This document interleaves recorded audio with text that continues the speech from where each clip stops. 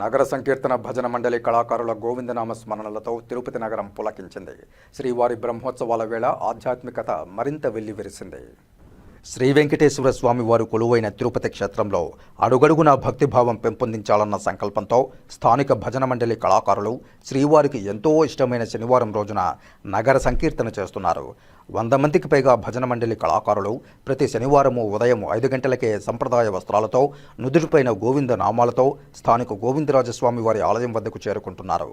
అక్కడ నుండి మేళ తాళాలు, మంగళ వాయిద్యాల నడుమ తిరువీధుల్లో నగర సంకీర్తన చేస్తూ నగరంలో ఆధ్యాత్మిక శోభను తీసుకువస్తున్నారు. ఇలా ప్రతి శనివారము ఉదయం తిరుపతి పురవీధులు గోవిందనామాలతో మారుమ్రోగుతున్నాయి.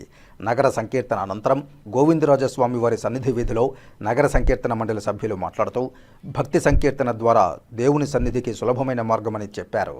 గోవిందనామ స్మరణ సర్వపాపాలను హరిస్తుందన్నారు.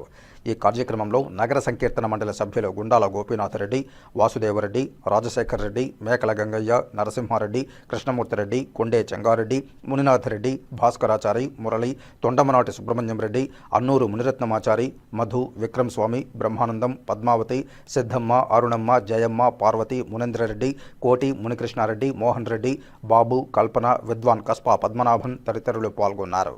తిరుపతి పుణ్యక్షేత్రమైన శ్రీ వెంకటేశ్వర పాదాల చెంత వెలసిన తిరుపతి నగరంలో శ్రీ గోవిందరాజస్వామి తిరుమాడా వీధుల్లో మన హిందూ సాంప్రదాయ ప్రకారంగా ప్రతి శనివారం ఉదయం 4 నుంచి 6 గంటల వరకు మన తిరుపతి కళాకారులు మరియు పరిసర ప్రాంత కళాకారులందరూ విచ్చేసి హరినామస్మరణ చేస్తూ వారి భక్తి ప్రబద్ధను చాటుకుంటున్నారు.